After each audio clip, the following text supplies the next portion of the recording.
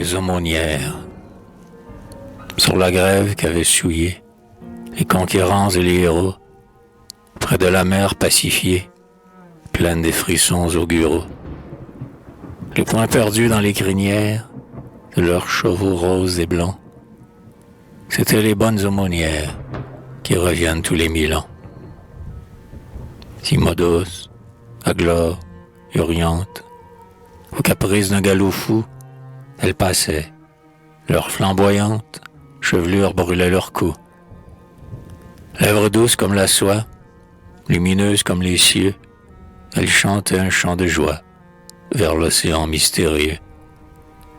Tandis que vibraient des abeilles autour des étalons loyaux, elles plongeaient dans des corbeilles, leurs bras riches de lourds joyaux, et brandissant leurs mains sacrées, bonnes aux yeux chargés de pleurs, parmi les vagues emporprées, semaient d'impériales fleurs. Car les corolles millénaires, éparses en vol d'Orient, calment les antiques colères et charment le vieil océan.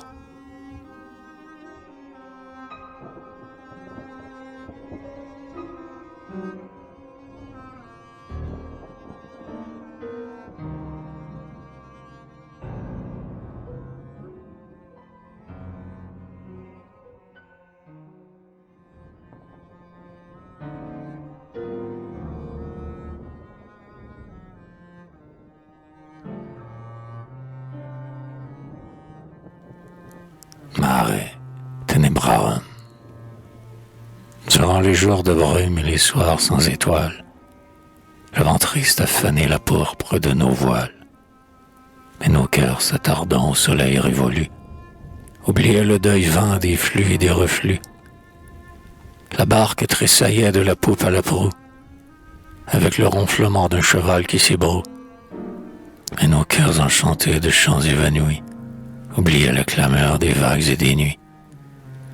Hier, l'aurore brusque a jailli de nos rêves, le marbre bleu des mers et l'or fauve des grèves éblouissaient nos yeux brûlés par les embruns, et le dragon rostral s'enivrait de parfum.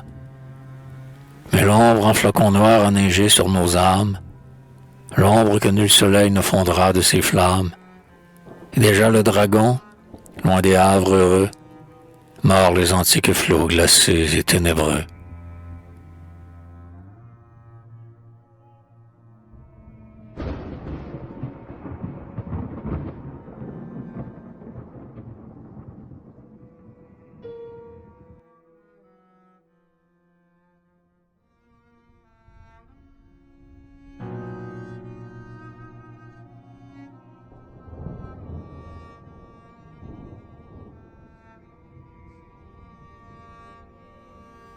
Le pèlerinage hors de l'ombre, âme riche de nuit, d'étoiles et de rêves, qui puisa des trésors aux urnes d'un tombeau.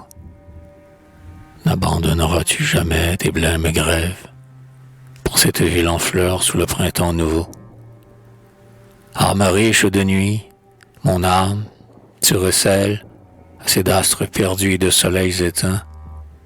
Viens connaître la chair et les lèvres de celles qui tendent leurs seins nus au pourpre des matins et font en souriant l'aurore sereine fluer entre leurs doigts le sable et leurs cheveux, pour que, vivante enfin, ma bouche amère apprenne à goûter le miel blond des heures. Tu le veux? Ah, me lasse déjà des ivresses futures, toi qui n'as rien chéri que les pleurs et la mort. Que le vent gonfle d'amour les voiles toujours purs, loin de l'île où la blanche Imnis reposait d'or. Pour moi seul, dans le vin cénotaphe des roses, nous irons conquérir son corps ressuscité. Sans doute elle revit par les métempsychoses, sur le sol oublieux que paraît sa beauté. Et parmi les parfums sauvages des galères, les chiens, les portefaix qui geignent en marchant, elle va, lourde encore des gloires tumulaires, sans que nul ait compris la douceur de son chant.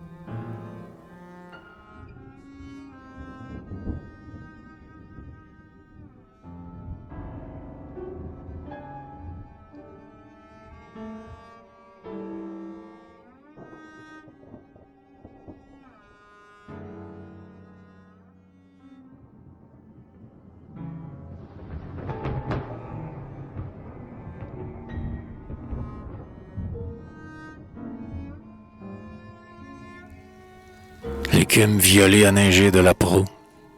Les mauves qui mouillaient leurs plumes au flot noir ont secoué le sel des vagues sur ma joue. Le sel des vagues, tel les pleurs d'antiques soirs, enrichirent jadis de gemmes dissipées, ses yeux fous aujourd'hui d'aventure et d'espoir. Puis la forêt flamba de cruelles épées, mais plus d'ombre tombait des branchages pieux pour voiler le sommeil inquiet des nappés. Ainsi les âpres bois ont défendu mes yeux.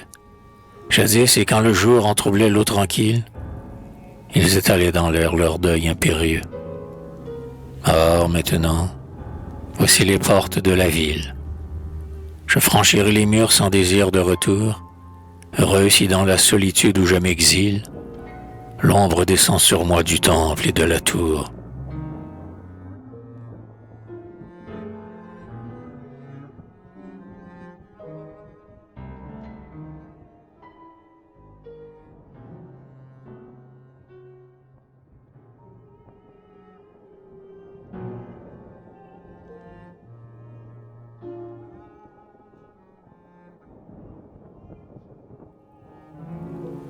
Farouche de voir les aurores et les soleils épanouis, l'autre essayait dans les amphores, sur la marge grise des puits. Les ténèbres souterraines, les iris de sombre cristal, se flétrissaient comme des reines, captives d'un soudard brutal.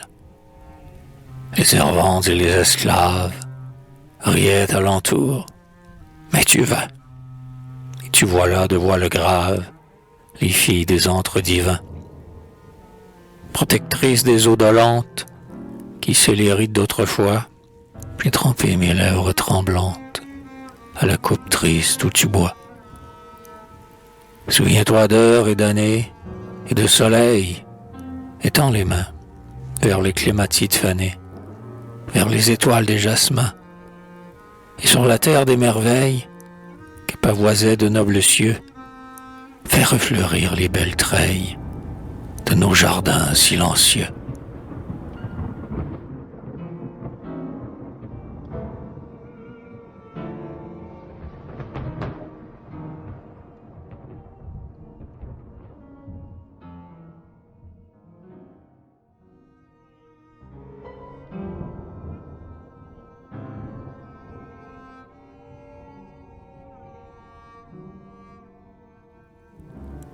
Nativité.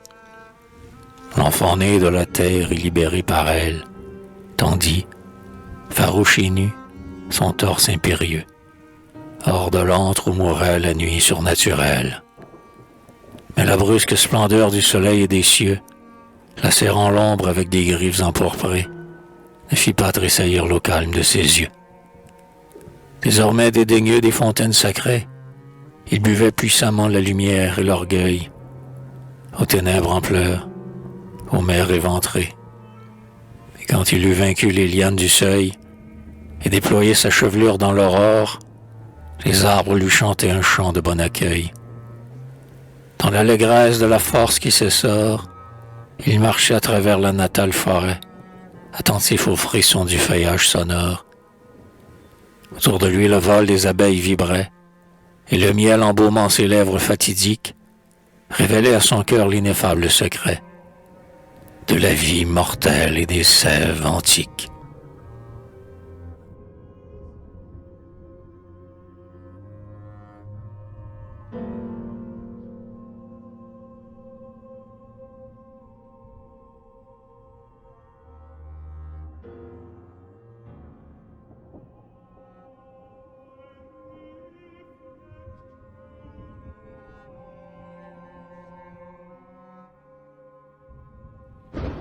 Le chèvre-pied, sous cette roche en pleurs où dort la femme nue, nuage d'aube éparse en la menteuse nuit, le chèvre-pied regarde à travers l'eau qui flue les lointaines maisons de labeur et de bruit. Les tristes paysans se penchent vers la glèbe pour un baiser de cerf et de jaloux amants, dont la bouche haineuse évoque de l'érèbe l'or futur des hippies et des riches froment. Avare de moissons qui fatiguent les granges, ils méprisent l'aurore et le soleil couchant, et leur oreille éclose aux paroles étranges qui montent des taillis, des sources et des champs. Et la charrue, avec les jours et les années, impitoyable au deuil des bois mystérieux, offense la beauté des forêts profanées, rôdait librement les faux et les dieux. Mais le sylvain survit à la sylve abattue, dans l'antre encore voilé de feuillage, sa chair, immortelle, à travers les siècles, perpétue le grand frisson d'amour qui fait tressaillir l'air. Et dans les flancs d'une passante solitaire, il sème au chant des eaux et des rameaux flottants, des fils aventureux affranchis de la terre, en qui bout la jeunesse héroïque des temps.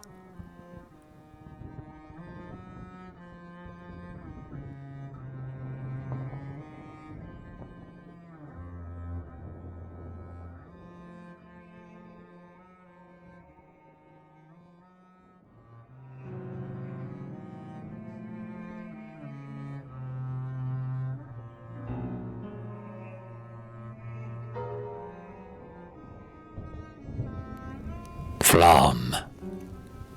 Parmi les âcres fleurs de laurier, cette voix, évocatrice en nous de gloire évolue, émanait de la mer, du soir et d'autrefois. Enfant triste, penché vers l'ombre afflue et monte jusqu'à vos lèvres avec les flots, dont vous enivriez votre âme irrésolue.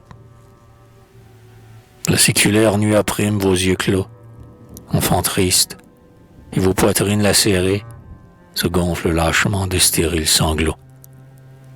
Si votre bouche a soif des eaux emporprées et du sang lumineux qui sacre le matin, quel sortilège encore vous attrait au vespré.